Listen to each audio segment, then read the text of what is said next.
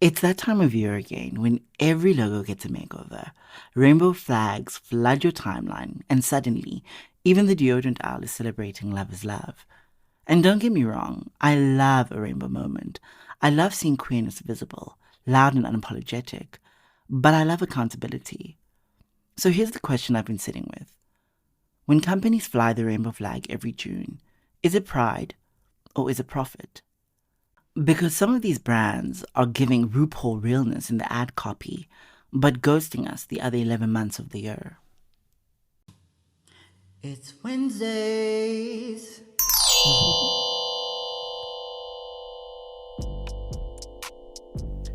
Hello, hello, hello. Queers, gays, theys, hays, straights. Woo! Capitalist skeptics and anyone else side-eyeing a rainbow shoe collection.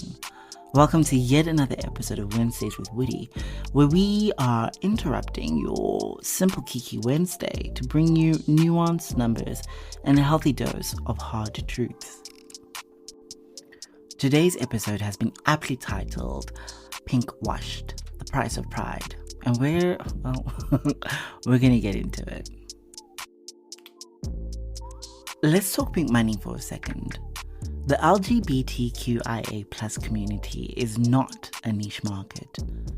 Globally, it holds an estimated $3.9 trillion in purchasing power. Now that's not small change, that's empire-level coin. In South Africa alone, the pink rand is estimated to be worth 250 billion rand. We're talking serious economic muscle. And trust, brands have noticed. Which is why every June, our identities suddenly become extremely marketable. Limited edition everything. Rainbow logos, queer influencers pushed to the front of the algorithm. It's pride, but make it a product. The problem though, the attention doesn't always come with intention. So what is pinkwashing? Pinkwashing is when companies or governments or public figures position themselves as LGBTQIA plus friendly, not out of genuine support, but to profit off of our identities. It's when support is symbolic, but not structural. It's the rainbow ad without inclusive hiring practices, the pride merch with no donations to LGBTQIA plus causes, and the "we stand with you" statements while funding anti-queer politicians. It's surface level visibility with zero depth. Some of these brands love to perform allyship, especially during Pride. But what they're really doing is selling acceptance as a vibe, not a value. Now, South Africa is often hailed as a queer rights success story. And yes, we were the first country in Africa to legalize same-sex marriage. The Constitution explicitly protects sexual orientation on paper. We're progressive as hell, but let's not get it twisted. Queer South Africans still face brutal realities: discrimination, exclusion, and violence. So when companies lean into Pride Month without addressing these lived realities year-round, that's pinkwashing too.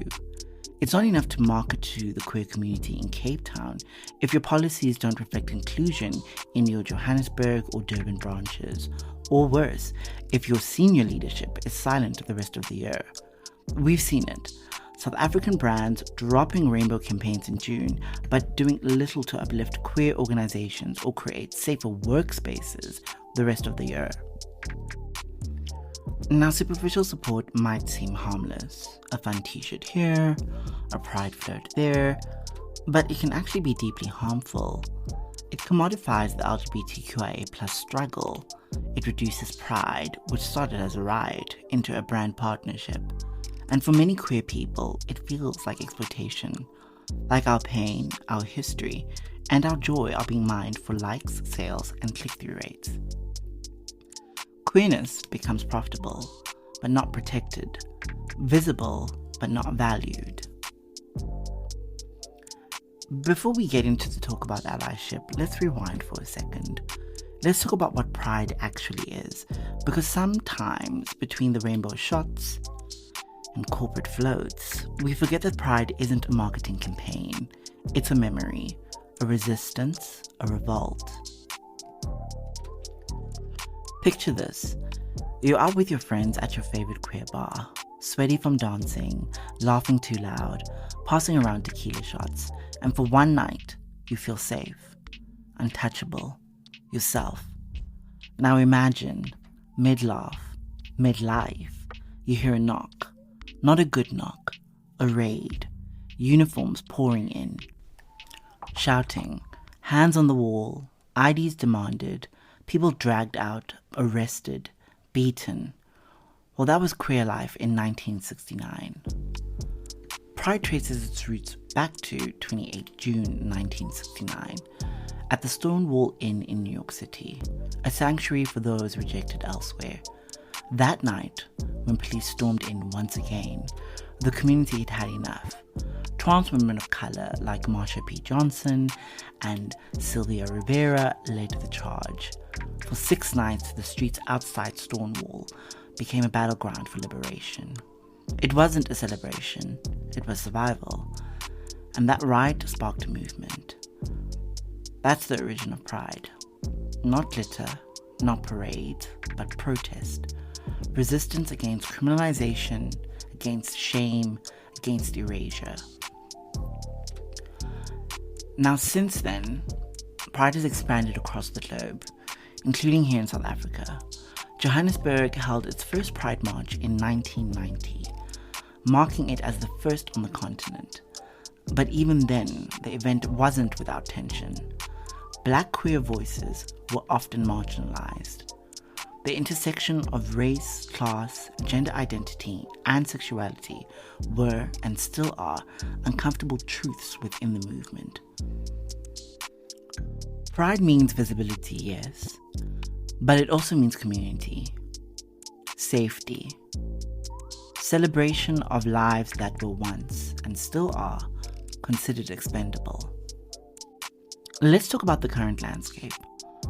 According to the Human Rights Campaign's 2023 report, over 550 anti-LGBTQIA+ bills were introduced across the United States in a single year. That's a record high. And globally, 64 countries still criminalize homosexuality.